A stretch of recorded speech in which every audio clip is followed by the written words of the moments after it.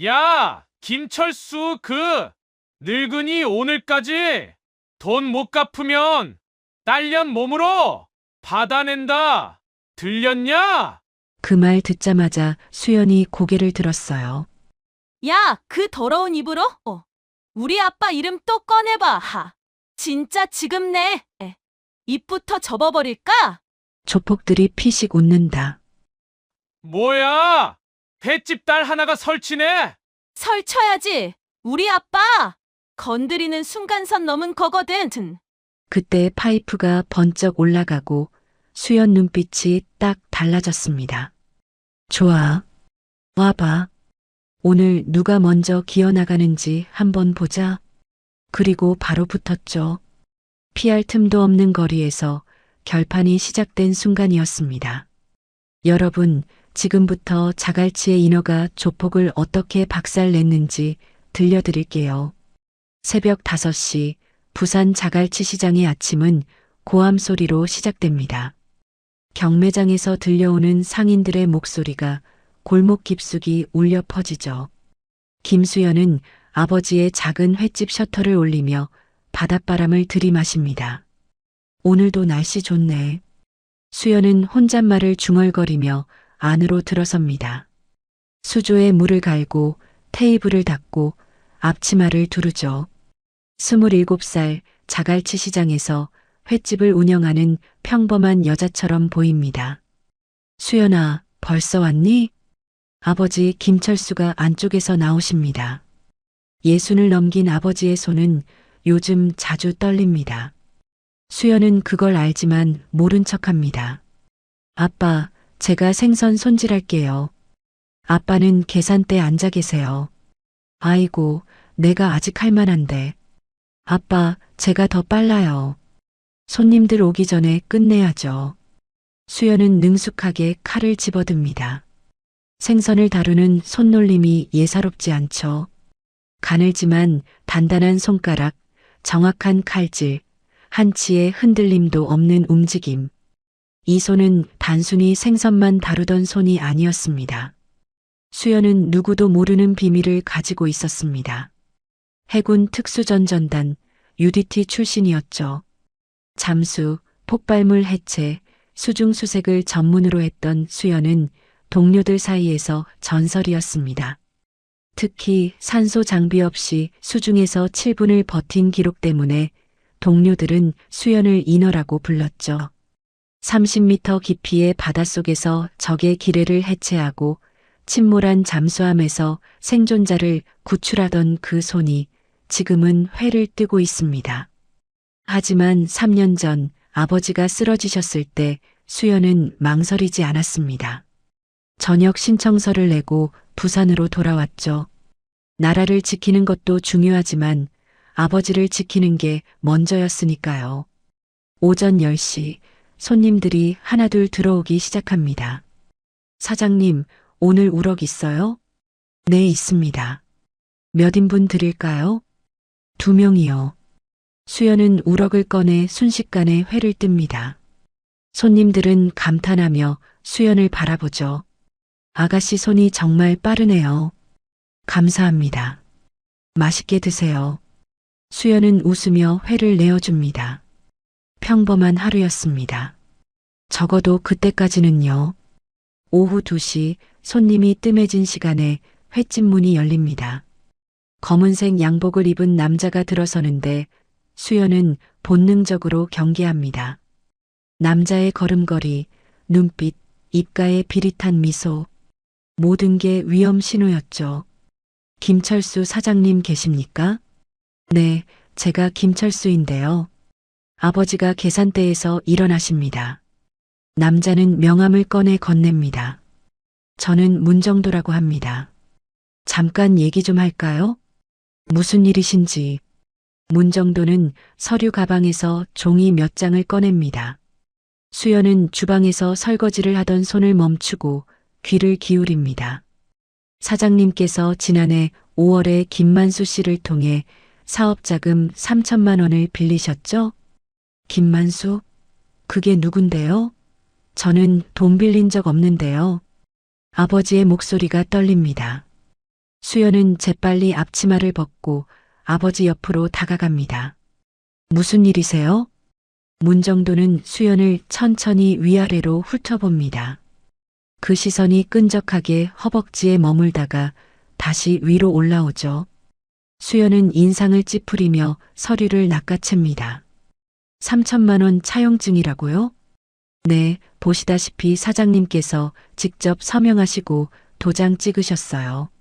아빠, 이거 뭐예요? 나도 모르는 일이야. 난 이런 거 한 적 없어. 수연은 서류를 자세히 살펴봅니다. 날짜, 서명, 도장. 겉으로는 완벽해 보이지만 뭔가 이상합니다. 이건 위조된 거예요. 우리 아버지 서명이 아니에요. 위조요? 문정도가 비웃습니다. 위조라는 증거 있나요? 이건 법원에서 공증받은 서류예요. 김철수 사장님, 돈 못 갚겠다고 잡아떼시는 건 아니시죠? 잡아뗀다니요. 저희 아버지는 그런 분이 아니에요. 수연이 목소리를 높이자 문정도는 한 걸음 더 다가섭니다. 수연과의 거리가 불과 20cm도 안 남았죠. 그럼 갚으시면 되죠. 원금 3천에 이자 500, 총 3,500만 원입니다. 3,500이요? 네, 1년치 이자예요. 3일 안에 갚아주시면 됩니다. 3일이요? 말도 안 돼요. 문정도는 수연의 어깨에 손을 올립니다. 수연의 몸이 굳어지죠. 말도 안 되긴요. 어차피 빚은 갚아야 하는 거잖아요. 문정도는 수연의 귓가에 대고 속삭입니다. 아버지가 못 갚으면 딸이 갚아야지. 그리고 난 현금만 받는 스타일이거든. 뭐라고요? 수연이 문정도의 손을 뿌리치려 하지만 문정도는 수연의 팔을 붙잡습니다. 요즘 젊은 처자들 방법이야 많잖아요. 키도 크고 얼굴도 괜찮고 3,500쯤이야 금방이죠. 문정도의 손이 수연의 어깨에서 천천히 내려옵니다. 허벅지까지 시선을 내리며 비릿하게 웃죠. 수연은 이를 악물고 참습니다. 지금 이 남자를 때려 눕히는 건 일도 아니지만 아버지가 옆에 계시고 법적으로 불리해질 수 있으니까요. 이 사람이 지금 아버지가 벌떡 일어서려 하지만 비틀거립니다. 혈압이 오른 건지 얼굴이 새하얗게 질리죠. 아빠. 수연이 아버지를 부축하는 사이 문정도는 비웃으며 서류를 테이블에 내던집니다. 3일 드릴게요. 그때까지 돈 준비하시든지 아니면 다른 방법을 생각하시든지 제 연락처 여기 있으니까 전화하세요. 당신 지금 협박하는 거예요? 협박이요? 전 그냥 빚 받으러 온 거예요. 정당한 채권 추심이죠. 문정도는 여유롭게 웃으며 횟집을 나갑니다. 문이 닫히는 소리가 유난히 크게 울리죠. 아빠 괜찮으세요? 수연아, 나 좀.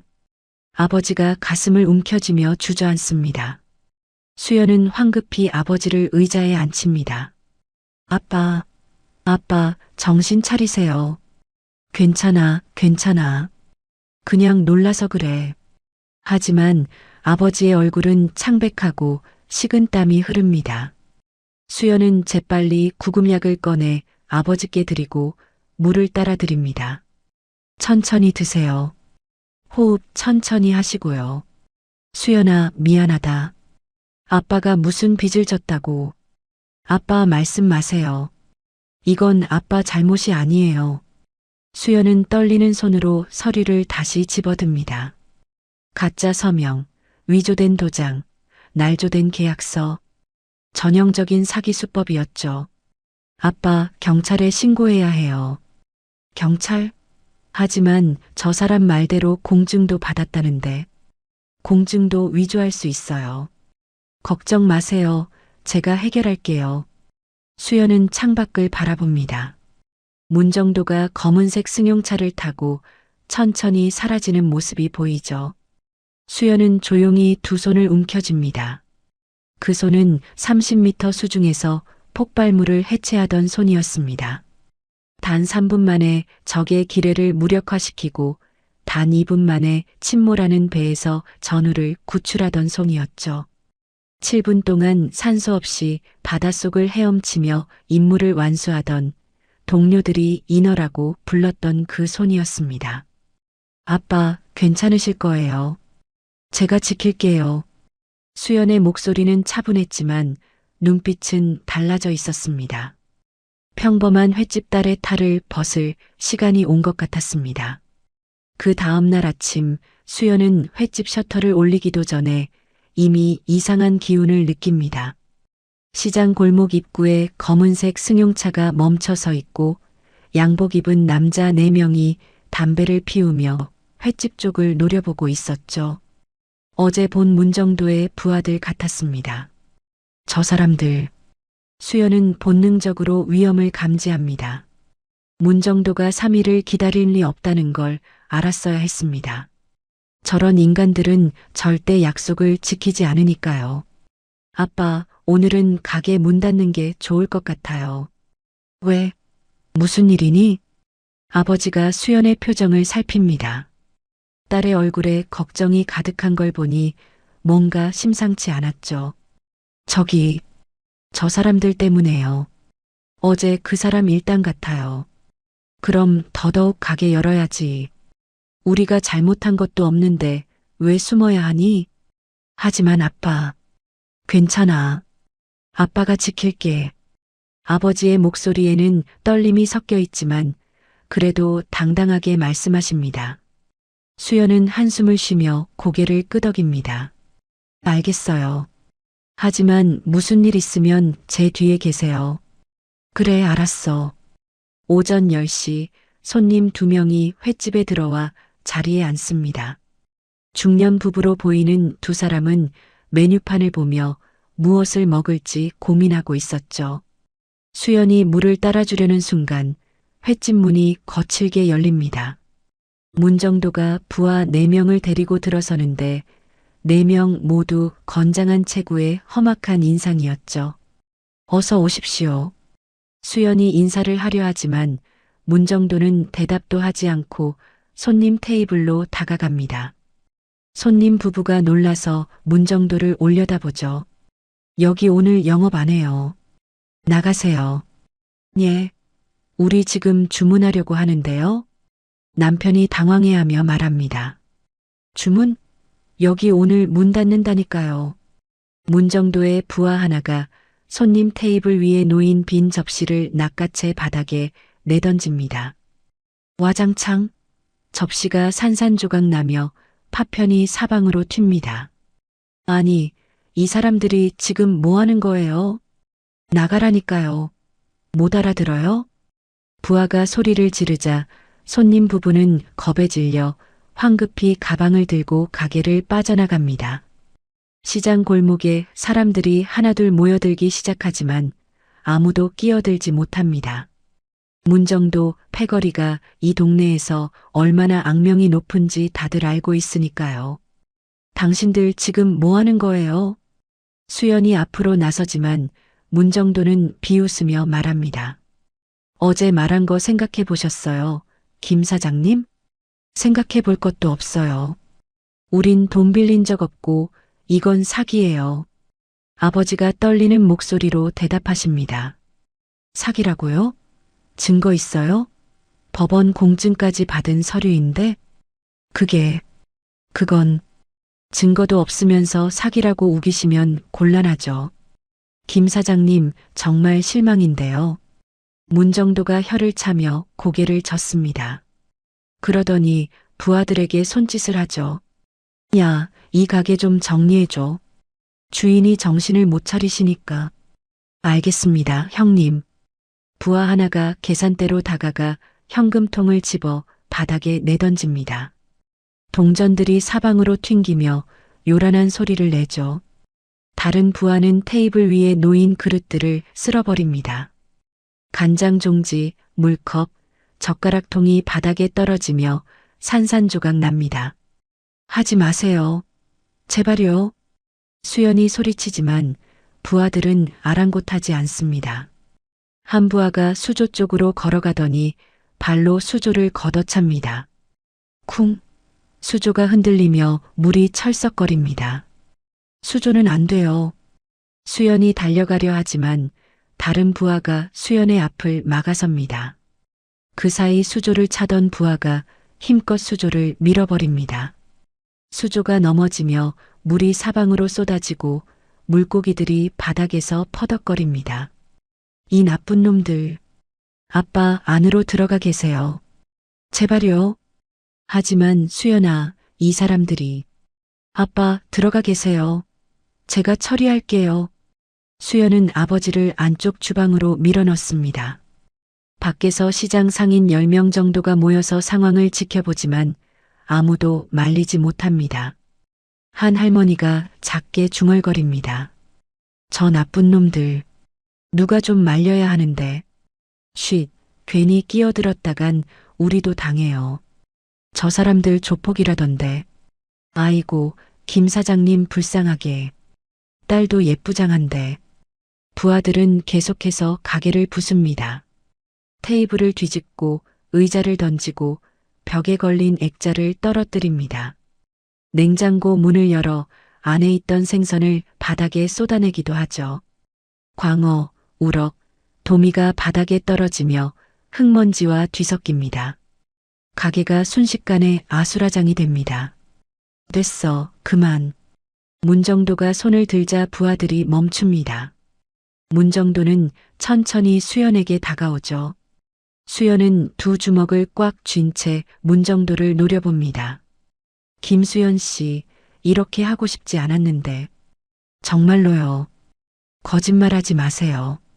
당신은 처음부터 이럴 작정이었잖아요. 아, 그래요?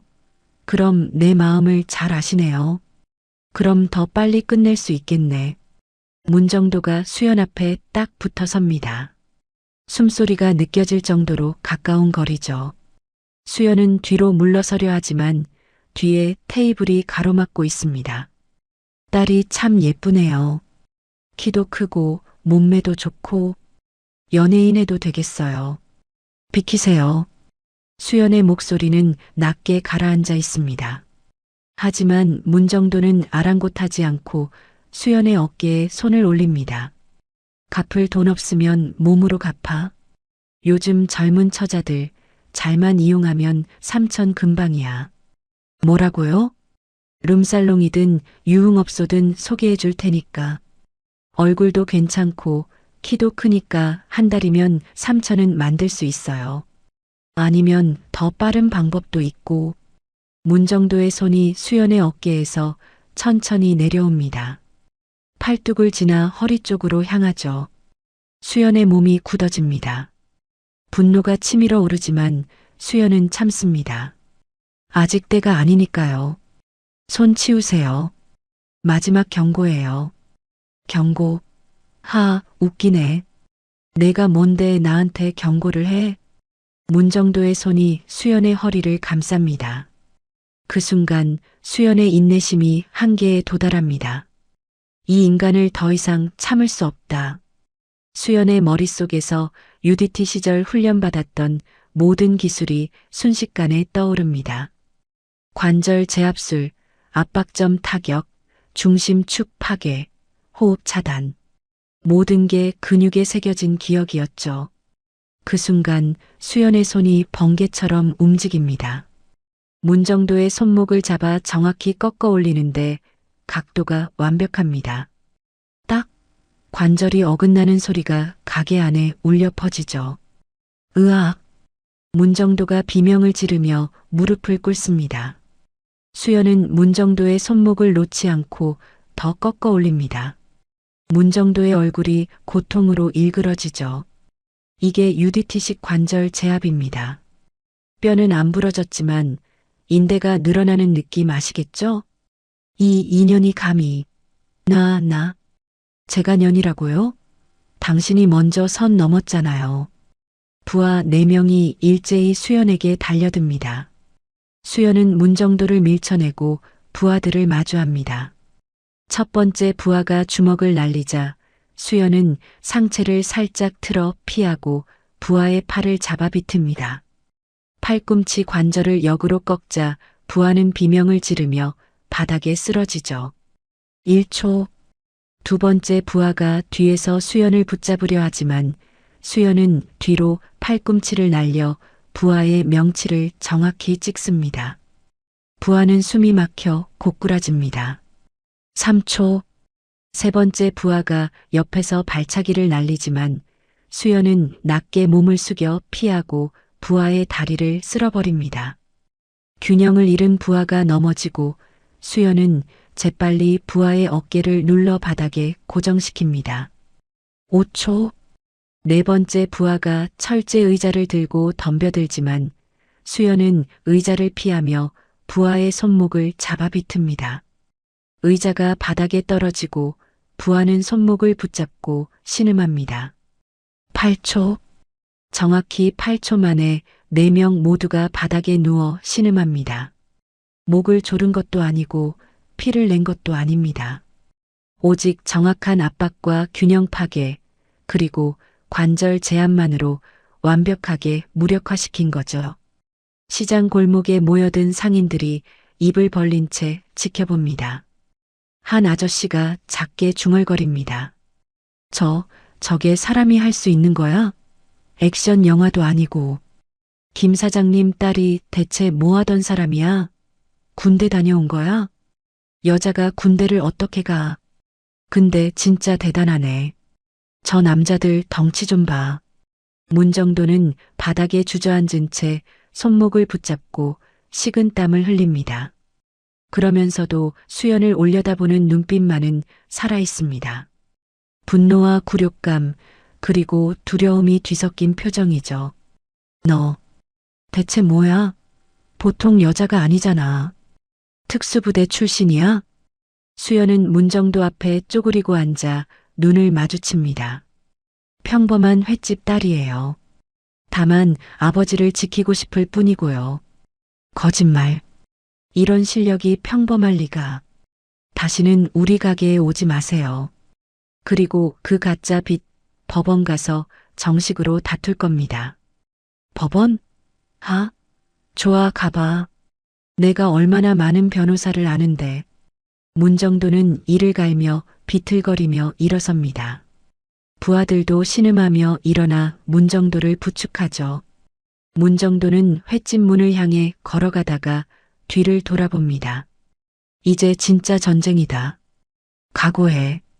너희 가족 가만 안 둘 거야. 특히 내 아버지. 협박이네요.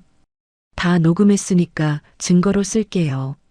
수연이 휴대폰을 들어보이자 문정도의 얼굴이 일그러집니다. 인연이 나중에 두고 봐. 어서 나가세요. 안 그러면 진짜 경찰 부를 거예요. 문정도는 침을 뱉으며 가게를 나갑니다. 부하들도 절뚝거리며 뒤따라 나가죠. 검은색 승용차가 요란한 엔진 소리를 내며 출발하고 골목은 다시 조용해집니다. 하지만 긴장감은 여전히 공기 중에 맴돌고 있었습니다.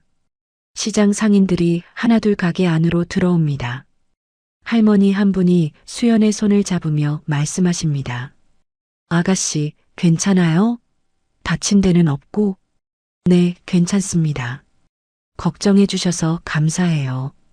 그 사람들 또 올 것 같은데. 조심해야 해요. 경찰에 신고하는 게 좋을 것 같은데. 네, 고려해 볼게요. 감사합니다. 수연은 바닥에 쏟아진 물고기들을 줍기 시작합니다.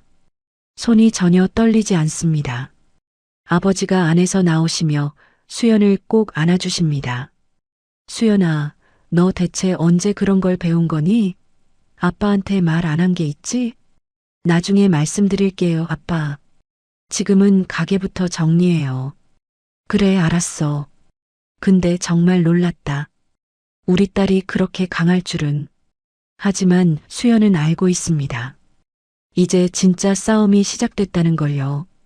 문정도는 절대 이대로 물러나지 않을 겁니다. 오히려 더 잔혹한 방법으로 보복할 거예요. 그날 밤 수연은 잠을 이룰 수 없었습니다. 문정도의 마지막 말이 계속 머릿속을 맴돌았죠. 이제 진짜 전쟁이다. 수연은 침대에 누워 천장을 바라보며 생각합니다. 저 남자는 단순한 사채업자가 아닐 거라고. 저렇게 당하고도 당당하게 협박할 수 있다는 건 뒤에 든든한 배경이 있다는 뜻이니까요. 알아봐야겠어. 문정도가 정확히 누구인지. 다음 날 새벽 수연은 횟집 일을 시작하기 전에 노트북을 켭니다. UDT 시절 사용하던 낡은 노트북이었죠.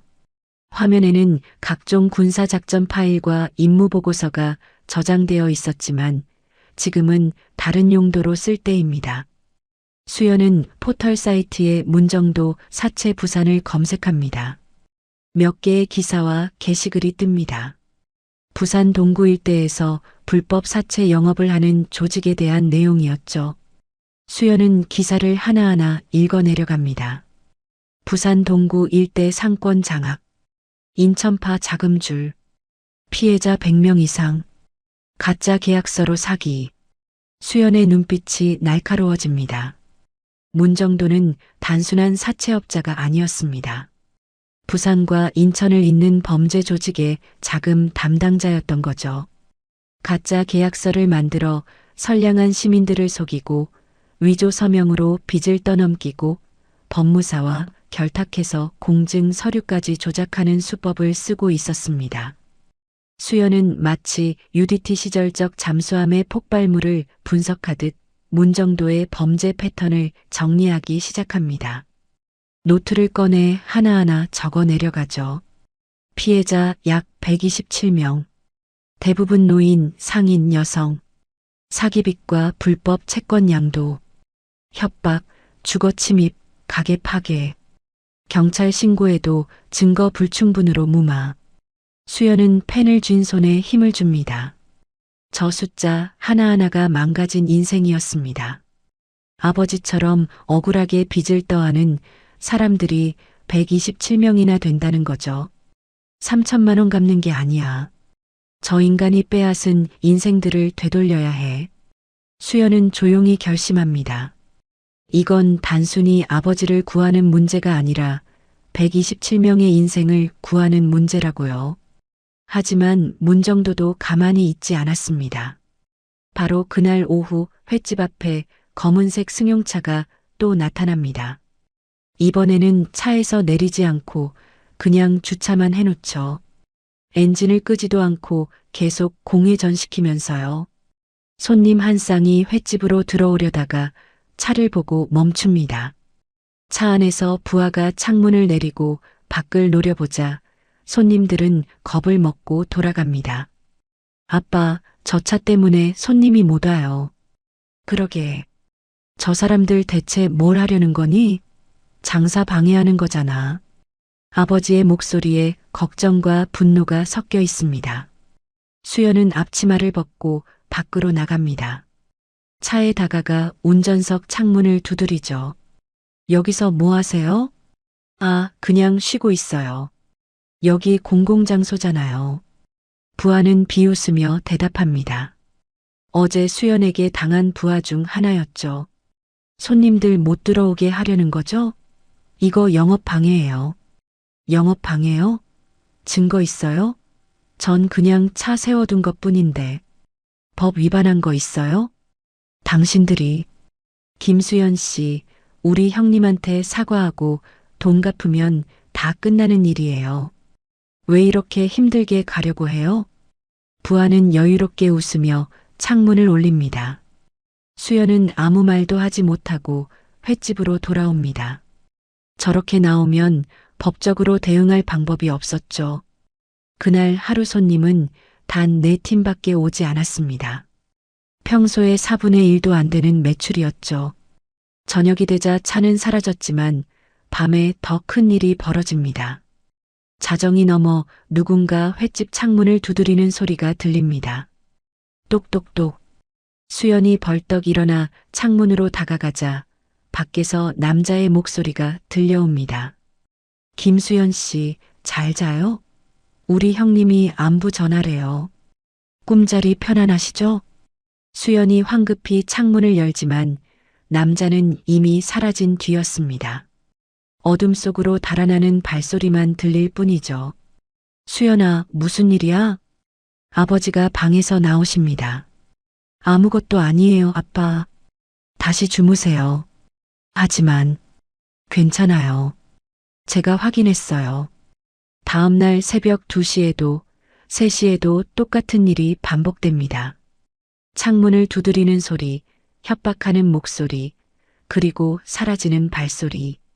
수연과 아버지는 제대로 잠을 잘 수 없었죠. 사흘째 되는 날, 아버지의 얼굴에는 다크서클이 짙게 드리워져 있었습니다. 아침 식사 시간, 아버지가 조심스럽게 입을 엽니다. 수연아, 앉아봐. 아빠가 할 말이 있어. 무슨 일이세요, 아빠? 수연은 밥그릇을 내려놓고 아버지를 바라봅니다. 그냥 돈 갚자. 3,500이면 집을 담보로 대출받으면 될 것 같아. 아빠, 그게 무슨 말씀이세요? 수연의 목소리가 높아집니다. 우리가 빌린 돈도 아닌데 왜 갚아요? 그건 말도 안 돼요. 이 집까지 담보로 잡히면 우린 어떻게 살아요? 하지만 수연아, 저 사람들 계속 이러면 너한테 피해가 갈까봐 아빠가 너무 걱정돼서 그래. 밤마다 잠도 못 자고 손님도 안 오고. 아빠, 전 괜찮아요. 저 사람들 정도는 제가 충분히 막을 수 있어요. 하지만 수연아, 너 혼자서 어떡해. 저 사람들은 조직폭력배잖아. 아빠, 제 말 좀 들어보세요. 수연은 아버지의 손을 꼭 잡습니다. 이번엔 제가 아빠를 지킬게요. 제가 방법을 찾을 테니까 조금만 믿어주세요. 제발이요. 하지만 아빠, 저 믿어주세요. 전 아빠가 생각하시는 것보다 훨씬 강해요. 제가 꼭 해결할게요. 아버지는 딸의 단호한 표정을 보며 천천히 고개를 끄덕입니다. 눈가에 눈물이 맺혀 있었죠. 알았어. 아빠가 너를 믿을게. 근데 위험한 일은 하지 마. 알았지? 네, 아빠. 약속할게요. 그날 밤 수연은 다락방에 올라갑니다. 먼지가 쌓인 상자들 사이에서 하나의 큰 가방을 꺼내죠. 군용 방수 배낭이었습니다. 수연은 배낭의 지퍼를 천천히 열어 안에 든 물건들을 하나씩 꺼냅니다. 방수 손전등, 다용도 군용 칼, 나침반, 방수 케이스, 그리고 검은색 노트북. 수연은 노트북을 무릎 위에 올려놓고 천천히 엽니다. 화면이 켜지자 바탕화면에 UDT 부대 마크가 나타납니다. 수연은 잠시 그 마크를 바라보다가 파일 폴더를 엽니다. 폭발물 해체 매뉴얼, 수중작전 지침서, 적기지 침투 요령. 수연이 3년 전까지 매일 들여다보던 파일들이었죠. 하지만 지금은 이 파일들이 아닙니다. 수연은 새 폴더를 만듭니다. 이름은 문정도 작전. 폭발물 해체 도면 대신 이제는 저 인간의 장부를 해체할 차례야. 수연은 키보드를 두드리기 시작합니다. 문정도의 사무실 위치, 출퇴근 시간, 부하들의 인원수, 차량 정보. 지금까지 수집한 정보를 하나하나 정리해 나갑니다. 마치 적 잠수함에 설치된 기뢰를 분석하듯 체계적으로 정확하게요. 장부는 디지털로 관리할 거야. 태블릿이나 컴퓨터에 저장되어 있을 가능성이 높아. 사무실에 침투해서 데이터를 빼내야 해. 수연은 작전 계획을 세웁니다. 1단계, 문정도의 사무실 정찰. 2단계, 보안 시스템 분석. 3단계, 침투 경로 확보. 4단계, 데이터 획득. 이건 전쟁이 아니야. 작전이지. 그리고 난 작전의 전문가였어. 수연의 눈빛이 변합니다. 평범한 횟집 딸의 눈빛이 아니라 30m 수중에서 7분을 버티며 폭발물을 해체하던 특수요원 인어의 눈빛으로요. 다음 날 아침 수연은 아버지께 말씀드립니다. 아빠, 오늘 제가 좀 나갔다 올게요. 어디 가는데? 위험한 데 가는 거 아니지? 아니에요. 친구 만나기로 했어요. 금방 올게요. 그래, 조심해서 다녀와. 밥은 먹고 가고? 네, 먹고 갈게요. 수연은 간단히 식사를 마치고 배낭을 챙깁니다. 안에는 노트북과 카메라, 그리고 쌍안경이 들어 있었죠. 수연은 문정도의 사무실이 있는 건물로 향합니다.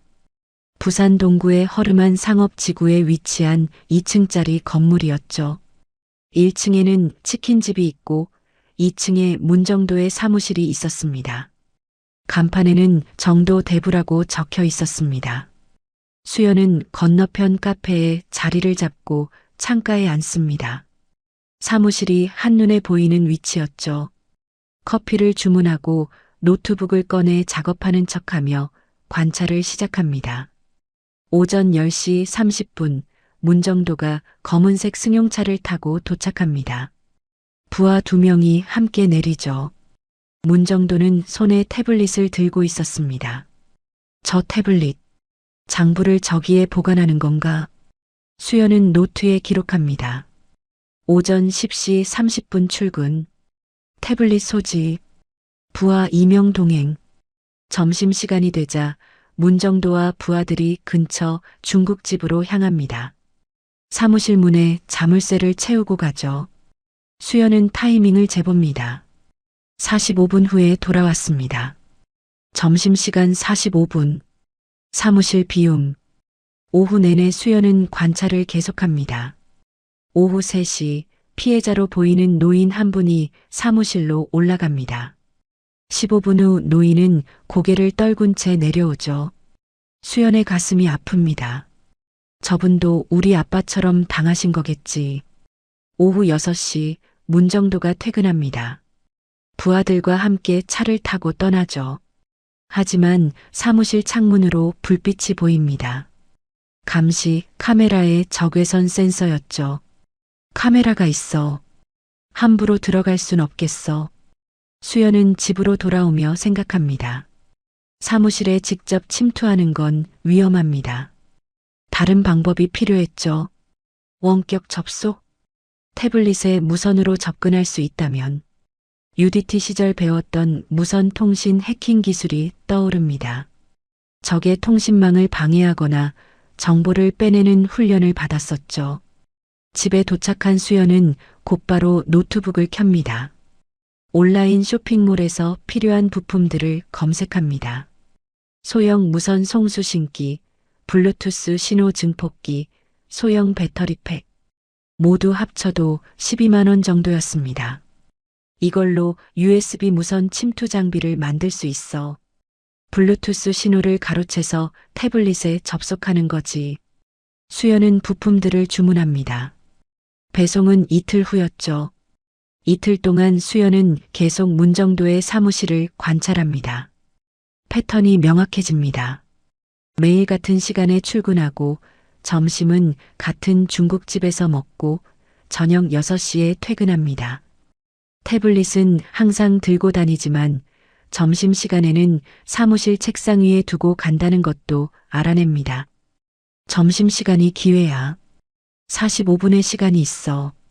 사흘째 되는 날 부품들이 도착합니다. 수연은 밤새 조립 작업에 몰두합니다. UDT 시절 수중 폭발물의 정교한 회로를 다루던 손놀림이 살아납니다. 가느다란 전선을 연결하고 회로 기판을 납땜하고 소프트웨어를 설치하죠. 새벽 4시 드디어 장비가 완성됩니다. 손바닥만 한 크기의 검은색 상자였습니다. 수연은 장비의 전원을 켜봅니다. 초록색 불빛이 깜빡이며 작동을 시작하죠. 완벽해. 이제 실전이야. 수연은 창밖을 바라봅니다. 동이 트기 시작하는 자갈치 바다가 보입니다. 저 바다 밑 30m 깊이에서 폭발물을 해체하던 자신의 모습이 떠오릅니다. 저 인간이 만든 지옥을 내가 직접 해체한다. 수연의 손은 떨리지 않았습니다. 이건 복수가 아니라 구조작전이었으니까요. 127명의 인생을 구하는 작전이었습니다. 사흘이 지났지만 문정도의 보복은 끝나지 않았습니다. 오히려 더 심해졌죠. 수연이 장비를 만들고 작전을 준비하는 동안 문정도는 수연의 전력이 심상치 않다는 걸 깨닫고 더 잔혹한 방법으로 압박하기 시작했습니다. 어느 날 새벽 4시 횟집 앞에서 요란한 소리가 들립니다. 와장창, 유리창이 산산조각 나는 소리였죠. 수연과 아버지가 황급히 일어나 밖을 보니 횟집 앞 유리창이 완전히 깨져 있었습니다. 바닥에는 벽돌 하나가 떨어져 있었죠. 이 사람들이 진짜... 수연은 이를 악물고 밖으로 나가지만 이미 범인은 사라진 뒤였습니다. 어둠 속으로 달아나는 오토바이 소리만 들릴 뿐이었죠. 수연아, 이거 어떻게 하니? 유리창 새로 끼우려면 돈이 또 들 텐데. 일단 임시로 합판으로 막을게요. 내일 아침에 유리업체 부를게요. 돈이 또 나가네. 100만 원은 좋게 들 거야. 이거 다 우리 잘못도 아닌데. 수연아, 아빠가 미안하다. 아빠 잘못 아니에요. 저 나쁜 사람들 때문이에요. 제가 다 해결할 테니까 너무 걱정하지 마세요. 수연과 아버지는 새벽까지 합판으로 창문을 막는 작업을 합니다. 시장 상인 2분이 소식을 듣고 와서 도와주시죠. 김 사장, 이거 경찰에 신고해야 하는 거 아니야? 이건 명백한 기물 파손이잖아. 신고해봤자 소용없어요. 증거가 없으니까요. 누가 했는지 증명할 수가 없어요. 에휴, 이 세상에. 법이 있어도 못 쓰겠네. 착한 사람들만 피해보는 세상이야. 다음 날 아침 더 충격적인 일이 벌어집니다. 횟집 벽면에 빨간 페인트로 빚쟁이 가족이라고 크게 낙서되어 있었습니다. 지나가던 사람들이 쳐다보고 손가락질하고 수군거립니다. 저 집이 빚을 많이 졌나 봐. 저렇게 크게 써놨네. 자갈치에서 장사하면서 빚을 지다니. 뭘 잘못한 거 아니야? 아이고, 저런 집에서는 회 못 먹겠네. 위생도 안 좋을 것 같아. 수연은 벽을 닦으며 눈물을 참습니다. 억울했습니다. 빌리지도 않은 돈 때문에 이런 수모를 당하다니. 아빠, 제가 다 지울게요. 안으로 들어가 계세요. 사람들 보면 마음 아프실 거예요. 수연아, 미안하다. 아빠 때문에 내가 이런 고생을. 아빠 잘못 아니라니까요. 제발 자책하지 마세요. 그날 저녁 아버지가 장을 보러 시장에 다녀오시는 길에 더 위험한 일이 벌어집니다. 골목 어귀에서 문정도의 부하 2명이 아버지를 가로막은 겁니다. 김 사장님, 어디 가세요? 이렇게 늦은 시간에? 나는 그냥 장 보고 오는 길인데. 비켜주세요. 형님이 보고 싶어 하시던데요? 잠깐만 가시죠. 차 저기 대기하고 있어요. 안 돼. 나는 안 가. 너희들 비켜. 부하 하나가 아버지의 팔을 붙잡습니다. 강하게 비틀자 아버지가 비명을 지르죠. 아야, 나 줘. 아파. 조용히 하세요, 사장님. 안 그러면 더 아플 거예요. 그냥 얌전히 따라오시면 되잖아요. 안 돼, 나 줘.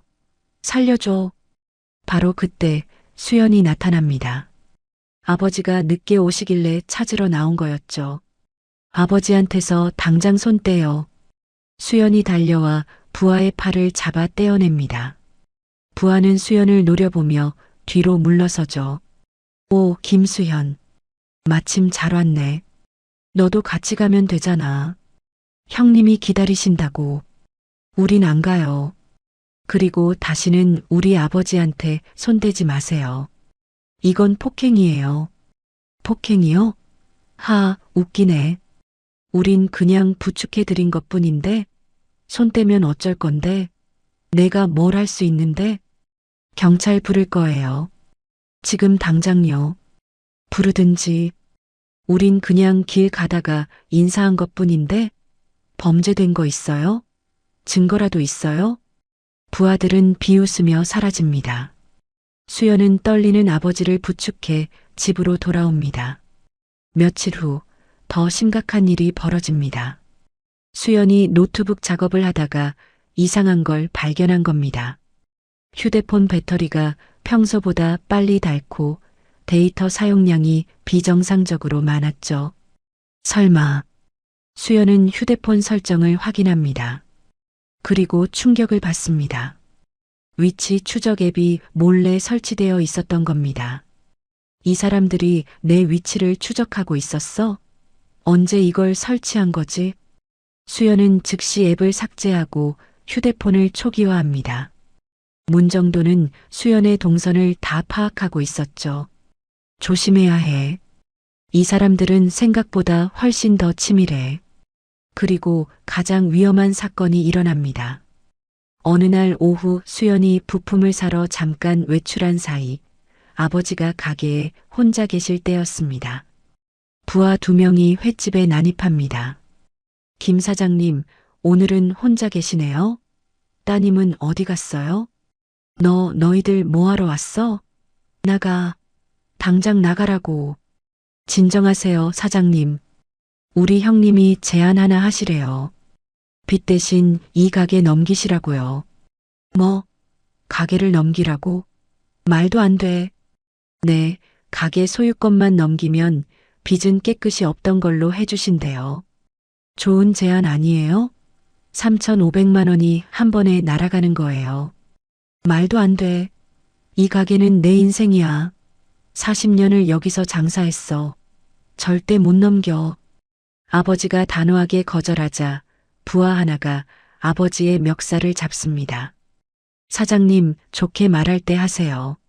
안 그러면 다치실 수도 있어요. 놓아. 이 나쁜 놈들. 경찰 부를 거야. 경찰이요? 부르세요. 우린 정당한 채권 추심 중인데. 뭐가 문제예요? 부하가 서류를 꺼내 아버지 앞에 내밉니다. 가게 소유권 이전 동의서였죠. 여기 서명만 하시면 끝나는 일이에요. 간단하잖아요. 딱 한 번만 사인하시면 돼요. 절대 안 돼. 이건 내 전부야. 서명 안 하시면 따님한테 안 좋은 일이 생길 수도 있어요. 그거 아시죠? 젊은 여자 혼자 다니는 거 위험해요. 요즘 세상에. 수연이한테 손 떼면 내가 가만 안 둬. 절대로. 가만 안 둬요? 하하, 사장님이 뭘 하실 수 있는데요? 이 나이에?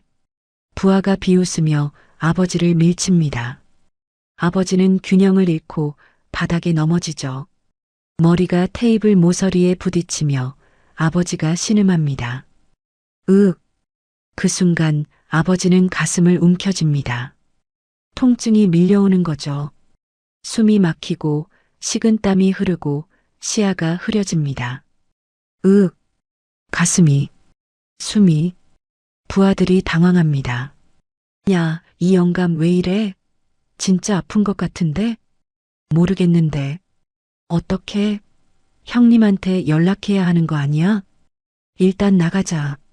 이거 잘못되면 우리 책임이야. 바로 그때 수연이 횟집에 도착합니다. 문이 잠겨 있는 걸 보고 이상함을 느낀 수연은 뒤쪽 주방문으로 들어옵니다. 무슨 일이야? 아빠. 수연이 안으로 뛰어들자 바닥에 쓰러진 아버지와 당황한 부하 2명이 보입니다. 아빠, 아빠. 수연은 아버지에게 달려갑니다. 부하 하나가 수연을 막으려 하지만 수연은 부하의 팔을 잡아 한 번에 꺾어버립니다. 부하가 비명을 지르며 바닥에 쓰러지죠. 다른 부하가 뒤에서 수연을 공격하려 하지만 수연은 뒤도 돌아보지 않고 뒤로 발차기를 날립니다. 3초 만에 모든 게 끝났습니다. 아빠, 괜찮으세요? 아빠, 정신 차리세요. 수연은 아버지를 안아 일으킵니다. 아버지의 얼굴은 창백하고 호흡이 거칠고 불규칙합니다. 수연아, 가슴이 너무 아파. 숨을 쉴 수가. 아빠, 지금 바로 병원 갈게요. 버티세요, 제발요. 수연은 휴대폰을 꺼내 구급차를 부릅니다. 손이 떨려 번호를 누르기가 힘들 정도였죠. 여보세요. 구급차 좀 보내주세요. 빨리요. 우리 아버지가 쓰러지셨어요. 가슴 통증 호소하시고 호흡 곤란 증상 있어요. 주소는 부산 중구 자갈치 시장 골목 안쪽 김씨네 횟집이에요. 빨리 와주세요. 수연은 아버지를 바닥에 눕힙니다. UDT 시절 배웠던 응급처치 방법을 떠올리며 아버지의 상태를 확인하죠. 맥박은 빠르고 불규칙하고 호흡은 얕고 거칠었습니다. 아빠, 천천히 숨 쉬세요. 제가 옆에 있어요. 괜찮을 거예요. 수연아, 미안해. 아빠가 약해서. 아빠 말씀하지 마세요. 지금은 힘 아껴야 해요. 말씀하시면 안 돼요. 시장 상인들이 하나둘 모여듭니다. 누군가 물을 가져오고 누군가는 담요를 덮어드립니다. 수연아, 아버지 괜찮으시겠어? 얼굴이 너무 창백하신데. 네, 곧 구급차 올 거예요. 걱정하지 마세요. 아이고, 저 나쁜 놈들. 이게 사람이 할 짓이야? 노인한테 이렇게까지 하다니. 10분 후 구급차가 도착합니다. 응급구조사들이 아버지를 들것에 옮기고 차에 태웁니다. 수연도 함께 탑니다. 보호자분이시죠? 네, 딸이에요. 아버지 상태가 어떠세요? 환자분 증상이 뇌경색 전조 증상 같습니다. 맥박이 불규칙하고 혈압이 많이 올라가 있어요. 스트레스와 충격이 크셨던 것 같은데 최근에 무슨 일 있으셨나요? 네. 스트레스를 많이 받으셨어요. 계속 협박당하고 폭행당하고. 그럼 경찰에 신고는 하셨어요? 했는데 증거가 없다고. 그래서 에휴, 안타깝네요. 빨리 병원 가야겠습니다. 걱정하지 마세요. 최선을 다하겠습니다. 구급차가 사이렌을 울리며 출발합니다. 수연은 아버지의 손을 꼭 잡고 눈물을 참습니다. 이 모든 게 다 내 탓이야. 내가 더 빨리 움직였어야 했는데. 하지만 동시에 분노가 치밀어 오릅니다. 문정도에 대한, 그리고 이 상황을 만든 모든 것에 대한 분노였죠. 병원에 도착하자 의사와 간호사들이 아버지를 응급실로 옮깁니다. 수연은 밖에서 기다릴 수밖에 없었습니다. 복도 의자에 앉아 고개를 숙이고 두 손을 모읍니다. 2시간이 지나고 의사가 응급실에서 나옵니다. 보호자분이시죠? 환자분과 어떤 관계세요? 네, 딸이에요. 아버지 어떠세요? 많이 안 좋으세요? 일단 안정은 됐습니다. 다행히 뇌경색까지는 진행되지 않았고 전조 증상이었어요. 하지만 스트레스와 충격이 아주 크셨던 것 같습니다. 혈압도 많이 올라가 있었고요. 그럼 이제 괜찮은 건가요? 집에 모셔가도 돼요? 당분간 절대 무리시키면 안 됩니다. 스트레스를 최대한 피하시고 충분히 쉬셔야 해요. 한 번 더 이런 일이 있으면 정말 위험할 수 있습니다. 최악의 경우 뇌경색이나 심근경색으로 이어질 수 있어요. 알겠습니다, 선생님. 조심하겠습니다. 정말 감사합니다. 환자분 지금 병실로 옮기고 있어요. 3층 305호실입니다. 가보세요. 수연은 병실로 올라갑니다. 아버지는 침대에 누워 링거를 맞고 계십니다. 얼굴에 핏기가 없고 많이 지쳐 보이십니다. 수연은 아버지 옆에 앉아 손을 잡습니다. 아버지가 천천히 눈을 뜹니다. 수연아, 여기가 어디니? 병원이에요, 아빠. 말씀하지 마세요. 푹 쉬세요. 미안하다.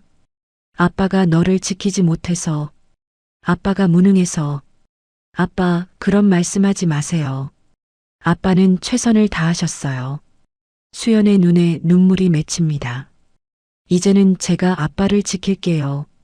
그리고 이 모든 걸 끝낼게요. 약속할게요. 수연아, 위험한 일은 하지 마. 제발.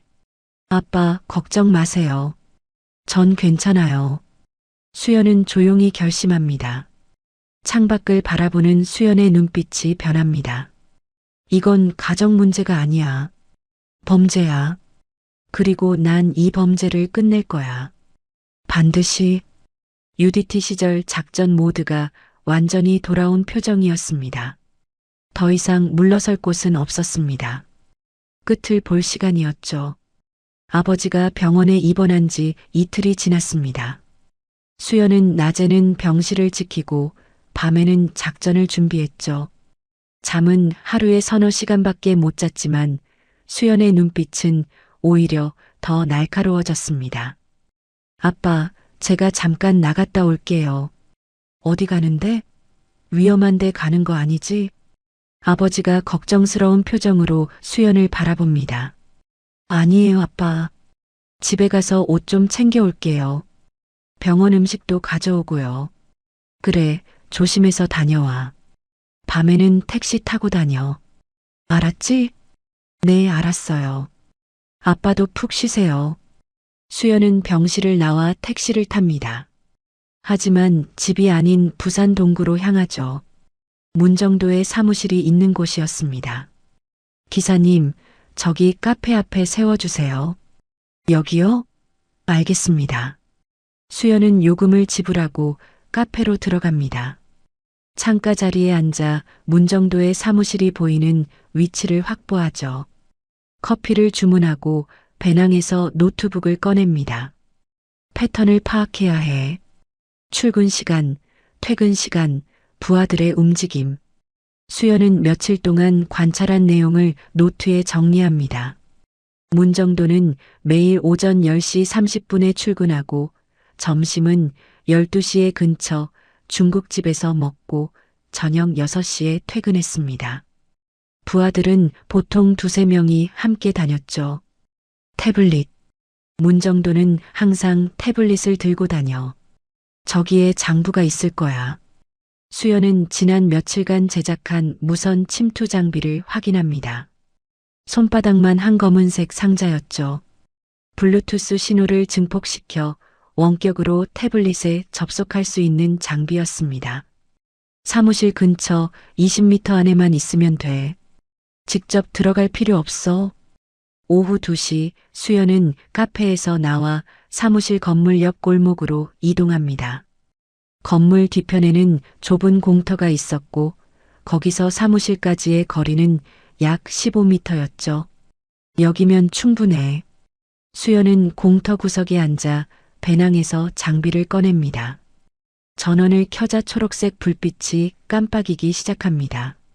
노트북을 열고 프로그램을 실행하죠. 화면에 메시지가 나타납니다. 블루투스 기기 검색 중. 10초, 20초, 30초. 연결이 안 돼. 태블릿이 꺼져 있거나 블루투스가 비활성화된 건가? 수연은 초조하게 화면을 바라봅니다. 1분이 지나고 드디어 메시지가 바뀝니다. 기기 발견 문정도 태블릿. 됐어. 수연은 작게 환호하며 연결 버튼을 누릅니다. 몇 초 후 태블릿의 화면이 노트북에 미러링 되기 시작하죠. 들어갔다.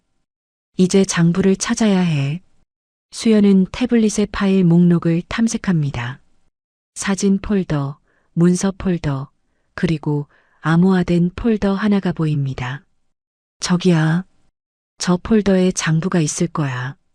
암호화된 폴더를 클릭하자 비밀번호 입력 창이 나타납니다. 수연은 UDT 시절 배웠던 암호 해독 프로그램을 실행하죠. 프로그램이 숫자 조합을 하나씩 대입하기 시작합니다. 1분, 2분, 3분. 너무 오래 걸려. 다른 방법이 필요해. 수연은 생각합니다. 문정도 같은 사람이 쓸만한 비밀번호는 뭘까? 복잡한 조합일 리 없었습니다. 단순하고 기억하기 쉬운 것일 거예요. 생년월일? 전화번호? 아니면 수연은 며칠 전 관찰하면서 본 장면을 떠올립니다. 문정도가 차 번호판을 보며 뭔가를 입력하던 모습이었죠. 차 번호판의 숫자 부분 1234. 수연은 1234를 입력합니다. 틀렸습니다. 그럼 반대로 4321. 역시 틀렸습니다. 수연은 다시 생각합니다. 문정도. 이름의 숫자 좋아? 문은, 이는, 정은, 도는 갑자기 떠오릅니다. 문정도의 사무실 간판에 적힌 이름. 정도 대부, 정도.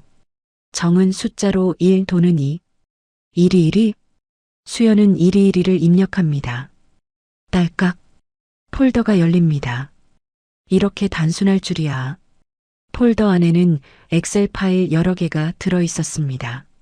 수연은 가장 최근 파일을 엽니다. 화면에 거대한 표가 나타나죠. 피해자 명단 127명.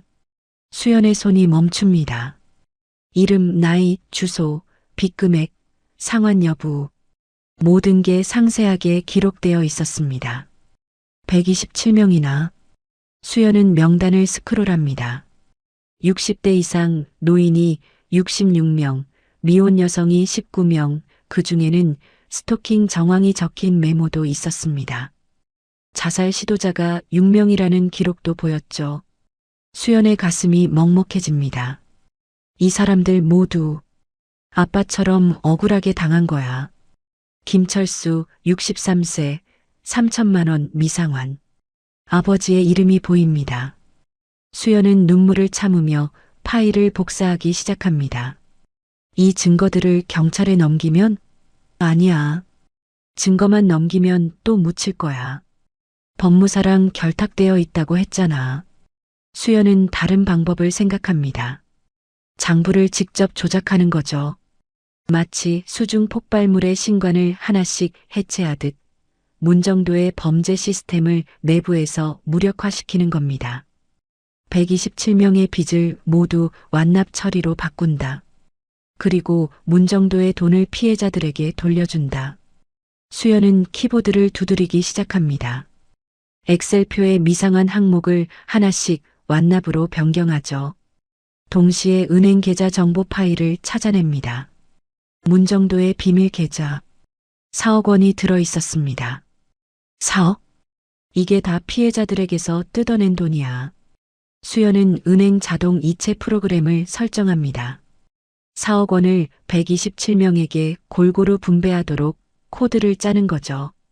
평균 300만 원 정도가 각자에게 돌아가게 됩니다. 이건 해킹이 아니야. 정의를 실행하는 거야. 수연의 손놀림이 빨라집니다. UDT 시절 폭발물의 복잡한 배선을 해체하던 그 손놀림이었죠.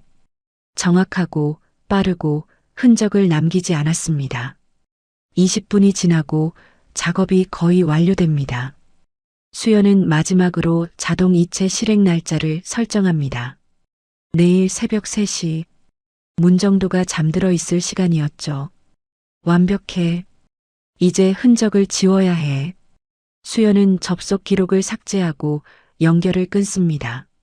노트북 화면이 꺼지고 무선 침투 장비의 불빛도 사라집니다. 끝났어. 이제 내일을 기다리면 돼. 수연은 장비를 배낭에 넣고 공터를 빠져나옵니다. 골목을 걸어 나오는데 갑자기 누군가 뒤에서 말을 겁니다. 거기 뭐 하는 거야? 수연이 돌아보니 문정도의 부하 하나가 담배를 피우며 서 있었습니다. 어제 아버지를 괴롭히던 그 부하였죠. 저기 길을 잃어서요. 화장실 찾다가. 화장실? 여기 화장실 없는데? 수상한데? 부하가 수연에게 다가옵니다. 수연은 배낭을 꽉 움켜쥐며 뒤로 물러서죠. 아니에요. 제가 착각했나 봐요. 그럼 저는 잠깐 너 얼굴 어디서 본 것 같은데? 혹시? 그 순간 부하의 얼굴이 굳어집니다. 수연을 알아본 거죠. 너 김수연이잖아. 형님한테 대들던. 부하가 휴대폰을 꺼내려 하자 수연은 재빨리 부하의 손목을 잡습니다. UDT식 관절 제압으로 손목을 비틀자 부하는 비명을 지르며 휴대폰을 떨어뜨리죠. 으악, 나. 조용히 하세요. 아프게 하고 싶지 않아요. 인연이 형님한테 말할 거야. 말하든지요. 하지만 당신 손목은 이미 삔 것 같은데요. 수연은 부하의 손목을 놓고 재빨리 골목을 빠져나갑니다. 뒤에서 부하가 소리치는 소리가 들리지만 수연은 멈추지 않습니다. 들켰어.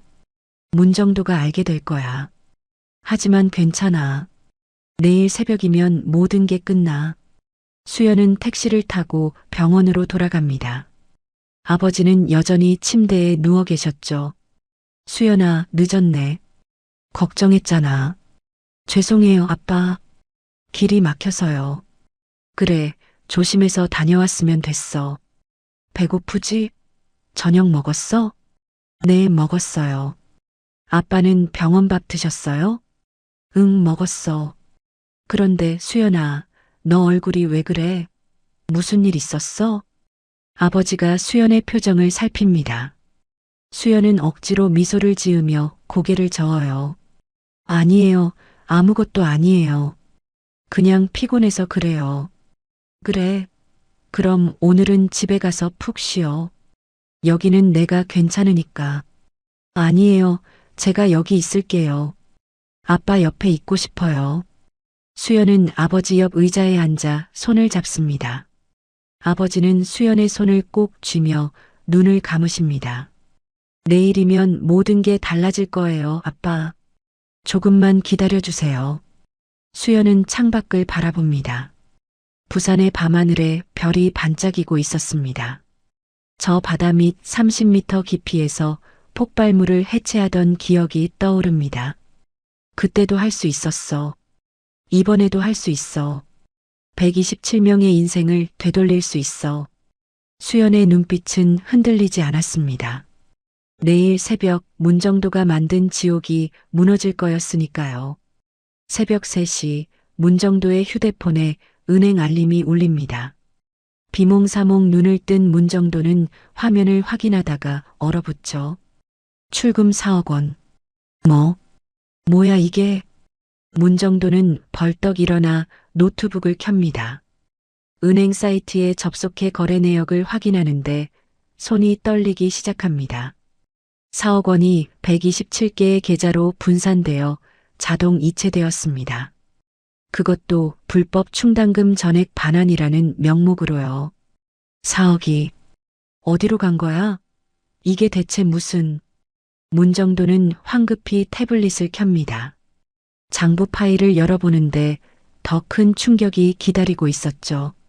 모든 피해자의 상환 상태가 완납으로 바뀌어 있었습니다. 127명 전부가요. 장부가 왜 이렇게 됐어? 누가 건드린 거야? 문정도는 부하들에게 전화를 겁니다. 새벽 3시 30분 부하 4명이 문정도의 집으로 모입니다. 형님, 무슨 일이세요? 새벽에 갑자기. 장부가 조작됐어. 누가 내 태블릿을 만진 거야? 태블릿요? 저희는 안 만졌는데요. 형님 말고는 아무도 비밀번호 모르잖아요. 문정도는 부하들을 번갈아 쳐다봅니다. 의심의 눈초리였죠. 너희 중에 배신자가 있는 거 아니야? 4억이 사라졌어. 4억? 형님, 저희가 왜 그런 짓을 해요? 진짜 아니에요. 그럼 대체 누가 한 거야? 장부는 저절로 바뀌지 않아. 문정도는 부하 하나를 붙잡습니다. 가장 최근에 들어온 막내였죠. 너 말해봐. 내가 한 거지? 형님, 진짜 아니에요. 저는 비밀번호도 몰라요. 거짓말하지 마. 내가 아니면 누가 해? 문정도는 막내를 창고로 끌고 갑니다. 다른 부하들이 말리려 하지만 소용없었습니다. 형님, 진정하세요. 일단 누가 한 건지 확인부터 해야죠. 닥쳐. 이 새끼부터 확인한다. 문정도는 막내를 창고에 가둡니다. 밖에서 둔탁한 소리와 비명이 들려오죠. 부하들은 서로를 바라보며 불안해합니다. 1시간 후 문정도는 지친 표정으로 창고에서 나옵니다. 아니었어. 이 새끼는 아니야. 그럼 대체 누가 한 건데요, 형님? 문정도는 갑자기 뭔가 떠오른 듯 태블릿을 다시 확인합니다. 접속 기록을 살펴보는데 이틀 전 이상한 블루투스 연결 기록이 보입니다. 이게 뭐야? 알 수 없는 기기에서 원격 접속했다고? 원격 접속이요? 그럼 해킹당한 거 아니에요? 해킹? 그래, 해킹이야. 그럼 대체 누가? 문정도의 머릿속에 한 사람이 떠오릅니다. 김수현. 이틀 전 부하가 사무실 근처 골목에서 수연을 봤다고 보고했었죠. 김수현. 내가 한 거구나. 김수현이요? 그 횟집 딸이요? 그래, 그년이야. 보통 여자가 아니라고 했잖아. 특수부대 출신일 거라고. 그럼 어떻게 하시게요, 형님? 문정도는 이를 갈며 휴대폰을 꺼냅니다. 병원 위치를 검색하죠. 수연의 아버지가 입원해 있는 병원이었습니다. 전현을 끌어내야 해. 아버지를 볼모로 잡으면 나올 거야. 형님, 그건 너무 위험한데요. 병원에는 사람도 많고. 닥쳐. 내 말대로 해. 너희 둘은 병원 근처 CCTV 사각지대에 대기해. 내가 수연한테 메시지 보낼 거야. 무슨 메시지요? 아버지한테 갔다고. 그럼 걔가 뛰쳐나올 거 아냐? 부하들은 서로 눈치를 보지만 따를 수밖에 없었습니다. 문정도의 명령은 절대적이었으니까요. 오전 8시 수연은 병실에서 아버지 곁을 지키고 있었습니다. 아버지는 여전히 깊은 잠에 빠져 계셨죠. 수연의 휴대폰이 울립니다. 알 수 없는 번호. 수연은 문자를 확인합니다. 김수현, 내 아버지 병실로 간다. 오전 9시. 혼자 와. 경찰 부르면 아버지 다친다. 수연의 표정이 굳어집니다. 문정도의 함정이라는 걸 알았죠. 들켰구나. 장부 조작한 거 알아챈 거야. 하지만 동시에 이상한 점이 있었습니다. 정말로 병실에 올 거라면 굳이 미리 문자를 보낼 이유가 없었죠. 이건 유인이야. 날 밖으로 끌어내려는 거야. 수연은 침착하게 상황을 분석합니다.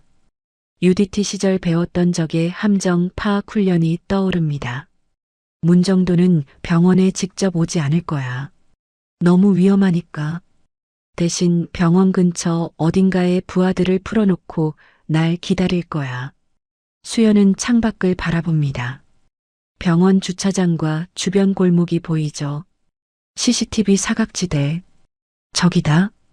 수연은 배낭을 챙깁니다. 안에는 호신용 스프레이와 호루라기, 그리고 녹음기가 들어 있었습니다. 아빠, 잠깐 다녀올게요. 수연은 아버지의 이마에 입을 맞추고 병실을 나섭니다. 복도를 걸으며 주변을 살피죠. 간호사들이 바쁘게 움직이고 환자 보호자들이 오가고 있었습니다. 내가 병원을 나가면 바로 따라올 거야. 준비해야 해. 수연은 엘리베이터를 타고 1층으로 내려갑니다. 로비를 지나 주차장으로 향하죠. 주차장 구석, CCTV가 닿지 않는 사각지대에 검은색 승용차 한 대가 서 있습니다. 저기다. 수연은 천천히 차 쪽으로 걸어갑니다. 차 안에서 부하 2명이 내리죠. 김수현, 드디어 나왔네. 형님이 기다리신다. 문정도는 어디 있어요? 따라오면 알게 될 거야. 순순히 협조하면 다치지 않을 거고. 협조요? 제가 왜 당신들 말을 들어야 하죠? 부하 하나가 수연에게 다가옵니다. 팔을 붙잡으려 하죠. 하지만 수연은 한 발 뒤로 물러섭니다. 저한테 손대지 마세요. 어차피 올 거면서 왜 이래? 순순히 따라와. 제가 순순히 따라간다고 생각해요? 제가 누군지 알면서요? 부하들이 서로 눈치를 봅니다. 수연이 보통 여자가 아니라는 건 이미 알고 있었죠. 그래, 내가 특수부대 출신이라는 거 알아. 근데 우리가 둘이잖아. 내가 이길 수 있을 것 같아? 수연은 조용히 미소 짓습니다. 한번 해볼래요? 그 순간 수연의 손이 움직입니다. 배낭에서 호신용 스프레이를 꺼내 부하의 얼굴에 뿌리죠. 부하는 비명을 지르며 눈을 감습니다. 으악! 눈에. 다른 부하가 수연에게 달려들지만 수연은 낮게 몸을 숙여 피하고 부하의 다리를 쓸어버립니다. 부하가 바닥에 넘어지고 수연은 재빨리 부하의 팔을 꺾어 제압하죠. 나. 조용히 하세요. 안 그러면 팔 부러져요. 수연은 부하의 휴대폰을 빼앗습니다. 최근 통화 기록을 확인하니 문정도의 번호가 보입니다. 문정도한테 전화해요. 지금 당장. 안 해. 수연은 부하의 팔을 더 꺾습니다. 부하가 고통에 비명을 지르죠. 알았어. 할게. 부하는 떨리는 손으로 문정도에게 전화를 겁니다. 스피커폰으로 전환하죠. 잡았어? 문정도의 목소리가 들립니다. 형님, 상황이. 수연이 휴대폰을 빼앗습니다. 문정도 나야. 김수현.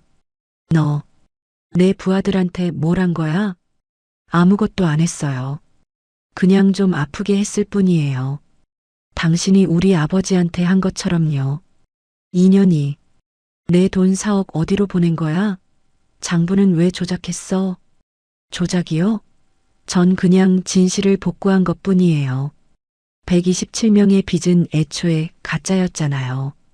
가짜? 증거 있어? 법원 공증 받은 서류인데? 증거요? 당신 태블릿에 다 있던데요. 위조 서명, 가짜 계약서, 협박 문자, 전부 복사해뒀어요. 문정도의 숨소리가 거칠어집니다. 너, 감히.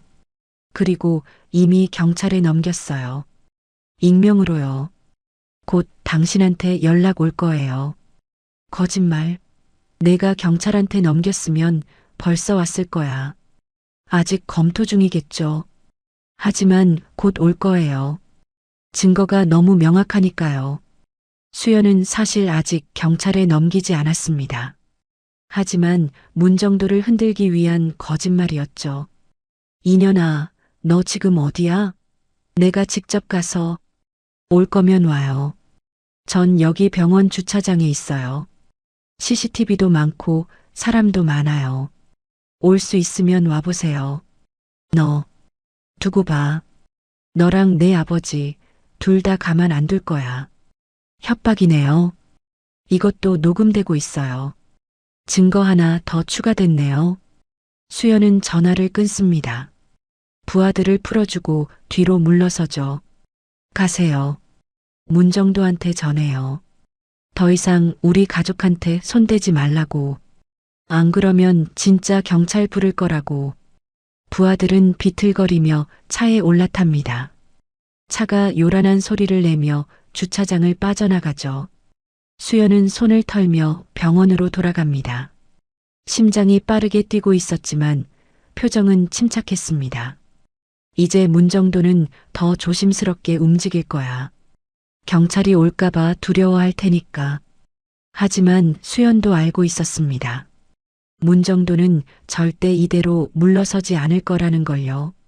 더 치밀하고 더 잔혹한 방법으로 복수할 겁니다. 병실로 돌아온 수연은 창밖을 바라봅니다. 자갈치 바다가 멀리 보이죠. 곧 끝이 나. 조금만 더 버티면 돼. 하지만 수연은 모르고 있었습니다. 문정도가 이미 마지막 함정을 준비하고 있다는 걸요. 그날 밤 수연의 휴대폰에 문자가 옵니다. 자갈치항 3번 부두 폐창고. 자정. 혼자 와. 안 오면 내 아버지 병실로 간다. 수연은 문자를 보며 조용히 미소 짓습니다. 예상했던 패턴이었죠. 드디어 직접 나서는구나.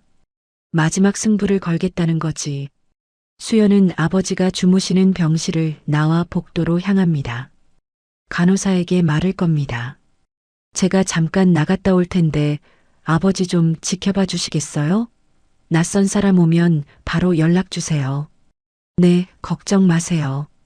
제가 자주 확인할게요. 감사합니다. 수연은 병원을 나와 택시를 탑니다. 자갈치항으로 향하는 길, 창밖으로 부산의 야경이 스쳐 지나갑니다. 수연은 손목을 돌리며 몸을 풉니다. UDT 시절 작전 전에 하던 습관이었죠. 팔명. 문정도와 부하 팔명이 있을 거야. 무기는 철제 파이프나 칼. 폐창고니까 CCTV는 없을 거고. 택시가 자갈치항에 도착합니다. 수연은 요금을 지불하고 3번 부두 쪽으로 걸어갑니다. 새벽 어시장 근처라 사람은 없었죠. 멀리 폐창고가 보입니다. 낡은 철문이 반쯤 열려 있었습니다. 수연은 창고 앞에 섭니다. 안에서 남자들의 목소리가 들립니다. 형님, 전현 올까요? 올 거야. 안 오면 아버지가 위험하다는 걸 아니까. 근데 형님, 전현 진짜 특수부대 출신 맞나요? 우리 8명이면 충분한 거 맞죠? 닥쳐. 긴장하지 말고 내 신호 기다려. 알았지? 수연은 철문을 밀고 안으로 들어섭니다. 창고 안은 어둡고 축축했습니다. 벽면에는 녹슨 철판이 붙어 있고 바닥에는 물이 고여 있었죠. 창고 안쪽에 문정도가 서 있고 양옆으로 부하 8명이 철제 파이프와 칼을 들고 있었습니다. 왔네, 김수현. 생각보다 배짱이 좋은데? 문정도가 비웃으며 말합니다. 약속대로 왔어요. 이제 우리 아버지한테는 손대지 마세요. 손대지 말라고? 하, 웃기네. 내가 내 돈 4억을 날렸는데? 그건 원래 피해자들 돈이었잖아요. 전 그냥 돌려준 것뿐이에요. 문정도의 얼굴이 일그러집니다. 돌려줬다고? 내가 무슨 권리로? 그게 다 내 돈이야. 훔친 돈은 당신 돈이 아니에요. 인연이 끝까지. 좋아. 오늘 내가 어떻게 되는지 똑똑히 봐. 문정도가 부하들에게 손짓을 합니다. 부하들이 천천히 수연을 포위하기 시작하죠. 수연은 주변을 살핍니다. 좌우로 4명씩, 뒤에 문정도. 탈출구는 뒤쪽 비상문 하나뿐이었습니다. 포위됐어. 하지만 괜찮아. 이 정도는 충분히 해낼 수 있어. 수연은 깊게 숨을 들이쉽니다. UDT 시절 수중 작전 전에 하던 호흡법이었죠. 심장 박동이 느려지고 감각이 예민해집니다. 주변의 모든 소리, 모든 움직임이 느리게 보이기 시작합니다. 그 순간 수연의 귀에 물소리가 들립니다. 창고 지하에서 바닷물이 스며들어오는 소리였죠. 발밑에 물이 차오르고 있었습니다. 수연은 조용히 미소 짓습니다. 물냄새가 나면 내가 유리하지. 부하 하나가 철제 파이프를 들고 수연에게 달려듭니다. 수연은 몸을 낮춰 피하고 부하의 무릎을 정확히 가격합니다.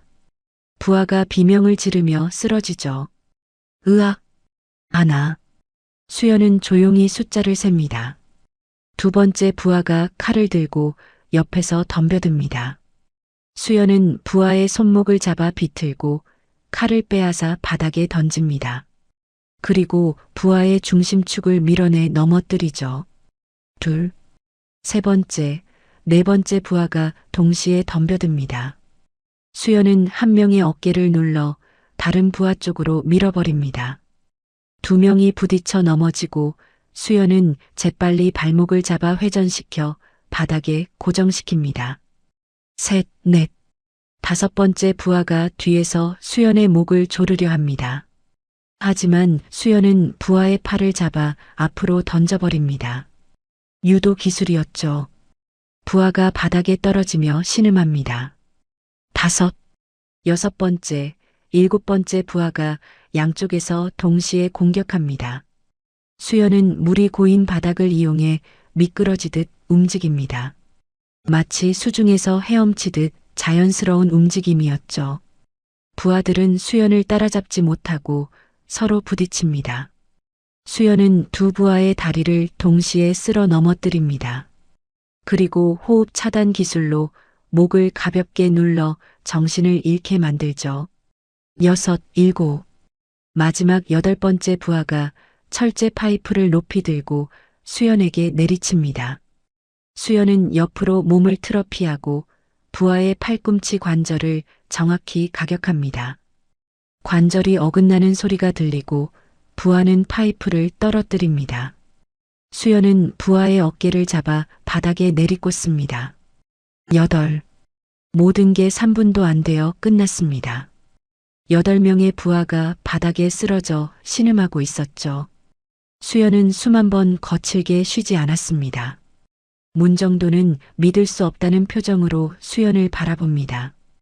이게 대체, 너 정말 괴물이구나. 괴물이 아니에요. 그냥 훈련받은 사람일 뿐이에요. 문정도는 뒤로 물러서며 주머니에서 칼을 꺼냅니다. 접이식 칼이었죠. 가까이 오지 마. 내가 진짜 찔러버린다. 칼로 위협하시는 거예요? 그것도 증거예요. 증거? 누가 믿어? 여기 CCTV도 없는데. 수연은 배낭에서 작은 카메라를 꺼내 보여줍니다. 여기 다 녹화되고 있어요. 당신이 칼 꺼낸 것도 부하들 시킨 것도 전부요. 문정도의 얼굴이 창백해집니다. 너 처음부터 계획한 거였어? 당연하죠. 전 작전을 세우고 움직이는 사람이에요. 문정도는 절규하듯 소리치며 칼을 들고 수연에게 달려듭니다. 마지막 발악이었죠. 죽여버리겠어. 수연은 침착하게 문정도의 손목을 잡습니다. 정확한 각도로 비틀자 칼이 바닥에 떨어지죠. 수연은 문정도의 손목을 더 꺾어 바닥에 무릎을 꿇립니다. 나. 누군가의 인생을 인질로 잡지 마세요. 127명의 인생을요. 수연은 문정도의 팔을 뒤로 돌려 제압 자세를 만듭니다. 문정도는 더 이상 움직일 수 없었죠. 전 더 이상 평범한 횟집 딸이 아니에요. UDT 해체 요원 인어예요. 수연은 휴대폰을 꺼내 경찰에 신고합니다. 여보세요. 자갈치항 3번 부두 폐창고에 범죄자 9명 있어요. 폭행, 협박, 사기 혐의자들이고요. 제가 제 앞에 놨으니까 와서 체포해 주세요. 15분 후 경찰차 여러 대가 도착합니다. 경찰들이 창고 안으로 들어오는데 바닥에 쓰러진 부하들과 제압당한 문정도를 보고 놀랍니다. 이게 대체 무슨 상황이죠? 신고한 김수연입니다. 이 사람들이 저와 제 아버지를 협박하고 폭행했어요. 증거는 여기 카메라에 다 녹화되어 있고요. 수연은 카메라와 함께 복사해둔 장부 파일도 경찰에게 넘깁니다. 이건 이 사람들이 127명한테 사기친 증거예요. 가짜 계약서, 위조 서명, 협박 문자 전부 들어있어요. 경찰이 파일을 확인하더니 고개를 끄덕입니다. 이 정도면 충분한 증거네요. 수고하셨습니다. 진술서 작성하러 서해에 같이 가주셔야 할 것 같은데요. 네, 알겠습니다. 문정도가 수갑을 차고 끌려가며 수연을 노려봅니다. 이년아, 두고 봐. 내가 나오면 못 나올 거예요. 증거가 너무 많거든요. 127명분의 사기죄에 폭행죄, 협박죄, 공문서 위조죄. 최소 10년은 갈 거예요. 문정도는 고개를 떨구며 경찰차에 실려갑니다. 부하들도 하나씩 연행되죠. 수연은 창고를 나와 밤하늘을 바라봅니다. 별이 반짝이고 있었습니다. 바다 냄새가 코끝을 스칩니다. 끝났어. 드디어 끝났어. 수연은 택시를 타고 병원으로 돌아갑니다. 새벽 2시 병실에 들어서니 아버지가 깨어 계셨습니다. 수연아, 어디 갔다 왔니? 걱정했잖아. 아빠, 이제 괜찮아요. 모든 게 해결됐어요. 해결됐다니? 문정도가 체포됐어요. 증거를 경찰에 넘겼고 이제 우리 빚도 없어요. 아버지의 눈에 눈물이 맺힙니다. 정말이니? 정말 끝난 거야? 네, 아빠. 정말이에요. 수연은 아버지를 꼭 안아줍니다. 아버지도 수연을 안으며 조용히 웁니다. 오랜 악몽이 끝난 거였죠. 모든 사건이 해결된 지 일주일이 지났습니다. 새벽 5시 자갈치 시장의 아침은 여느 때처럼 고함 소리로 시작됩니다. 경매장에서 들려오는 상인들의 목소리가 골목 깊숙이 울려 퍼지죠. 수연은 횟집 셔터를 올리며 바닷바람을 들이마십니다. 차갑지만 상쾌한 바람이었습니다. 오늘도 좋은 하루가 될 것 같네. 수연은 혼잣말을 중얼거리며 안으로 들어섭니다. 수조에 새로 들인 물고기들이 활기차게 헤엄치고 있었죠. 깨끗이 닦인 테이블, 새로 교체한 유리창, 말끔하게 정리된 가게. 모든 게 제자리를 찾았습니다. 수연아, 아버지가 안쪽에서 나오십니다. 병원에서 퇴원하신 지 사흘째였죠. 얼굴에 핏기가 돌아오고 걸음걸이도 훨씬 안정되었습니다. 아빠, 아직 무리하시면 안 돼요. 제가 다 할 테니까 쉬세요. 아이고, 집에만 있으니까 답답해서 못 있겠어. 가게 일 좀 하게 해줘. 그래도 의사 선생님이 당분간 조심하라고 하셨잖아요. 알았어, 알았어. 그럼 계산대에만 앉아 있을게. 그것도 안 돼? 수연은 웃으며 고개를 끄덕입니다. 아버지가 이렇게 활기차신 모습을 보니 안심이 되었습니다. 오전 8시 시장 상인들이 하나둘 가게 앞으로 모여듭니다. 손에는 음식과 음료수를 들고 있었죠. 김 사장, 오늘도 영업하나? 그럼요. 매일 영업하죠. 수연아, 이거 우리가 준비한 거야. 아침 식사 챙겨 먹어. 할머니 한 분이 도시락을 건네십니다. 옆에 있던 아저씨도 과일 바구니를 내밉니다. 우리 자갈치 인어한테 고마운 마음 전하는 거야. 받아. 인어요? 수연이 어리둥절해하자 상인들이 웃습니다. 소문 다 났어.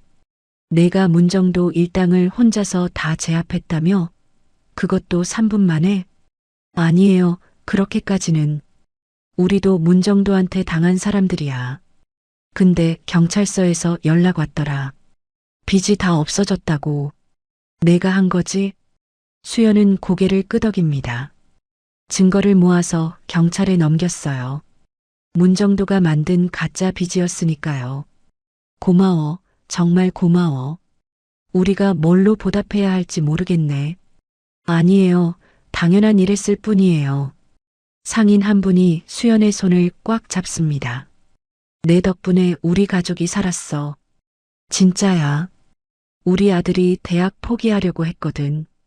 근데 이제 다시 다닐 수 있게 됐어. 저도 집 팔 뻔했어요. 근데 빚이 없어지니까 집 지킬 수 있게 됐어요. 고마워요, 정말. 수연의 눈시울이 붉어집니다. 127명의 인생을 되돌렸다는 게 이렇게 큰 의미였구나 실감하는 순간이었죠. 다들 건강하게 지내시면 그게 최고예요.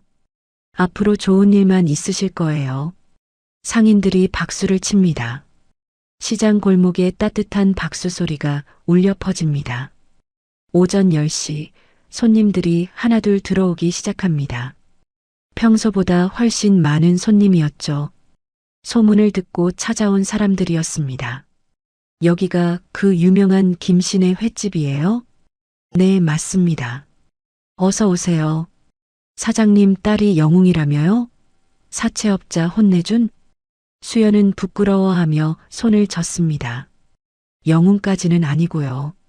그냥 할 일 했을 뿐이에요. 겸손하시네.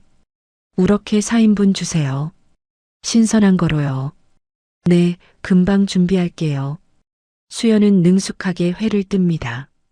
UDT 시절 폭발물을 해체하던 그 정교한 손놀림이 생선을 다루는데도 그대로 살아있었죠. 점심시간 가게는 손님들로 가득 찹니다. 아버지는 계산대에서 웃으며 손님들을 맞이하고 수연은 주방에서 바쁘게 움직입니다. 오랜만에 느끼는 평온한 일상이었습니다. 오후 2시 손님이 뜸해진 시간에 수연은 잠시 밖으로 나와 바다를 바라봅니다. 자갈치 바다가 햇살을 받아 반짝이고 있었죠. 127명. 그 사람들 모두 이렇게 평온한 일상으로 돌아갔겠지. 수연은 주머니에서 작은 수첩을 꺼냅니다. 피해자 명단이 적혀 있었죠. 하나하나 이름을 읽어 내려갑니다. 김철수, 박영희, 최민수, 이순자. 127개의 이름, 127개의 인생. 모두 제자리를 찾았습니다. 아빠를 지킨 게 아니라 이 동네 사람들을 지킨 거였네. 수연은 수첩을 덮고 다시 가게로 들어갑니다. 수조 앞에 서서 조용히 물을 만집니다. 물고기들이 수연의 손가락 주위로 모여듭니다. 물결이 잔잔하게 일렁입니다.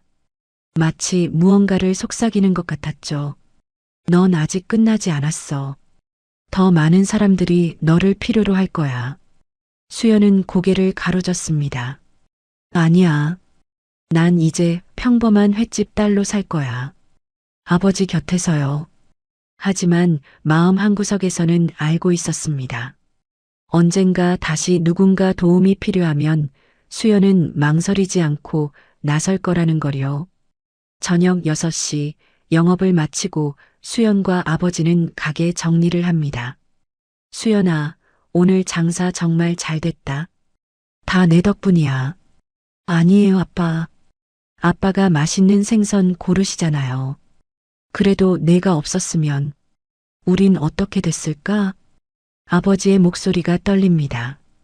수연은 아버지를 꼭 안아줍니다. 이제 괜찮아요, 아빠. 우린 이겨냈어요. 그래, 이겼지. 내 딸이 영웅이니까. 영웅은 무슨요? 전 그냥 딸이에요. 아빠 딸. 두 사람은 웃으며 가게 불을 끕니다. 셔터를 내리고 집으로 향하는 길, 자갈치 바다에서 불어오는 바람이 상쾌합니다. 밤 10시 수연은 방에 누워 천장을 바라봅니다. UDT 시절 사진이 벽에 붙어 있었죠. 동료들과 함께 찍은 사진, 훈련 중인 모습, 바닷속 임무 사진. 인어. 내 별명이었지. 수연은 조용히 미소 짓습니다. 인어는 바다를 떠났지만 필요할 때는 언제든 돌아올 준비가 되어 있었습니다. 창밖으로 자갈치 바다가 보입니다. 달빛이 물결 위를 비추고 있었죠. 물결은 끝없이 일렁이며 새로운 이야기를 기다리는 것 같았습니다. 하지만 지금은 평범한 일상이 좋아. 수연은 눈을 감습니다. 내일도 새벽 5시에 일어나 횟집 문을 열고 손님들을 맞이하고 아버지와 함께 웃으며 하루를 보낼 겁니다. 자갈치의 인어는 이제 평범한 횟집 딸로 돌아왔습니다. 하지만 누군가 부당한 일을 당하고 있다면 수연은 언제든 다시 일어설 준비가 되어 있었습니다. 물결처럼 잔잔하지만 강하게. 오늘의 이야기는 여기까지입니다. 자갈치 바다처럼 잔잔하지만 강했던 수연의 이야기가 마음에 드셨다면 구독과 좋아요 부탁드립니다. 여러분의 응원 하나하나가 더 좋은 이야기를 만드는 힘이 됩니다. 다음에도 감동적인 이야기로 찾아뵙겠습니다. 감사합니다.